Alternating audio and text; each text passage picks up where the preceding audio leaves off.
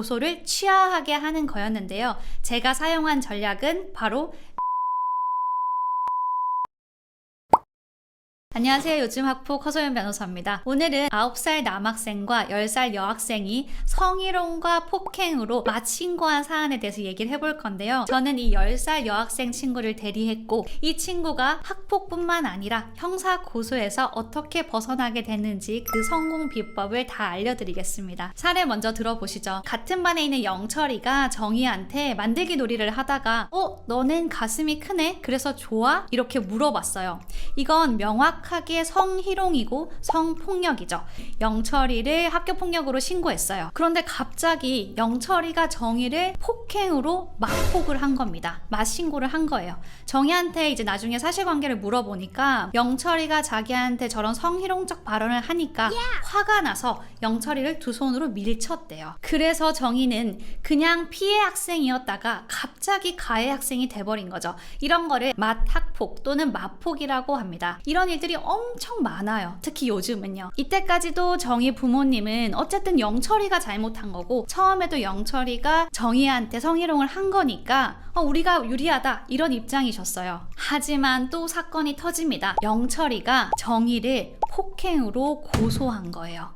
그래서 정희와 정희 부모님이 경찰 조사를 받게 된 겁니다. 화가 난 정희 부모님은 그러면 우리도 영철이를 성희롱으로 고소하겠다 이렇게 다짐을 해서 경찰서를 갔는데 그 경찰관이 하는 말이 영철이는 9살이라서 고소를 하실 수가 없어요 이렇게 얘기를 한 겁니다. 쉽게 말해서 영철이는 만 9살, 정희는 만 10살이라서 정희는 고소의 대상이지만 영철이는 고소를 할 수도 없고 경찰 조사 대상이 되지도 않는다는 거죠. 이래서 저를 찾아오신 겁니다. 결론만 먼저 말씀을 드리면 정희는 학폭에 대해서는 학교에서 다 끝내서 심의를 가지도 않았고 특히 이 무시무시한 경찰 조사는 영철이네 부모님이 고소 취하를 해서 잘 마무리됐습니다. 그럼 어떻게 했느냐? 그걸 말씀드릴게요. 이 사안에서 가장 중요한 건 바로 영철이의 고소를 취하하게 하는 거였는데요. 이때 제가 사용한 전략은 민사 손해배상 청구였습니다. 조금 전에 말씀드린 것처럼 영철이는 만 9살이라서 정인의 입장에서는 형사 고소를 할 수도 없고 학폭 신고는 할 수 있다고 해도 얘가 초등학교 4학년밖에 안 됐으니까 이번 일 한 번으로 전학을 보내버리거나 큰 징계를 주거나 이러기가 어렵잖아요. 영철이가 훨씬 더 잘못했는데도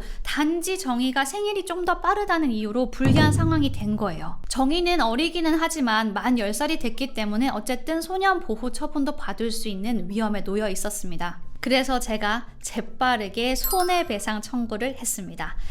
갑자기 이게 나오니까 좀 당황하실 텐데요. 조금 더 자세히 들어보실게요. 영철이가 정희한테 한 불법행위, 즉 성희롱에 대해서 3,700만 원을 청구했고요. 이 금액을 정할 때는 상당히 복잡한 내용이 들어가는데 다음에 영상으로 올리겠습니다.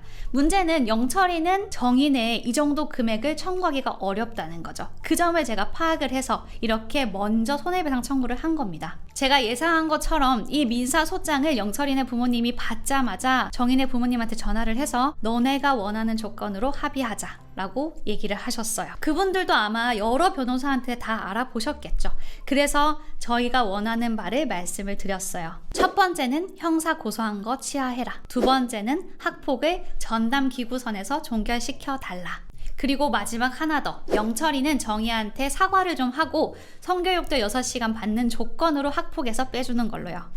주의하실 건 이렇게 비슷한 사안이라고 해서 무조건 막 저처럼 민사소송을 제기하고 그러시면 절대 안 됩니다. 일반인들이 보기에는 비슷한 사안처럼 보여도 사안마다 진행해야 되는 일들이 정말 다 다르고 특히 오늘 사건처럼 타이밍도 정말 중요하거든요. 만약 정희가 이미 학폭 심의나 경찰 조사가 다 끝난 단계였다면 저만큼 만족스러운 결과가 나오지 않았을 수도 있어요. 오늘은 성희롱 피해 학생이 만 나이 때문에 단지 생일이 조금 빠르다는 이유 때문에 형사사건에서 매우 불리할 뻔했던 사건을 적시적소에 이 손해배상 청구와 합의와 같이 꼭 필요한 부분들을 대응해서 형사도 학폭도 모두 억울함 없이 풀려난 성공 사례를 공유드렸습니다. 오늘 이 영상을 잘 들어보신 분들은 결국 이 사안의 협상 카드는 손해배상 청구였다는 걸 알게 되실 건데요.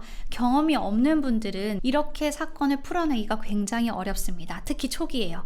그래서 제가 늘 말씀드린 것처럼 사건이 터지면 일단은 변호사와 초기 상담을 받으면서 개괄적인 전략을 구성해 보시기를 권유드리겠습니다. 오늘 영상 보고 궁금한 점 있으면 댓글이나 전화로 편하게 연락 주십시오. 친절하게 답변 드리겠습니다. 학폭 상담은 허소연. 다음에 또 만나요.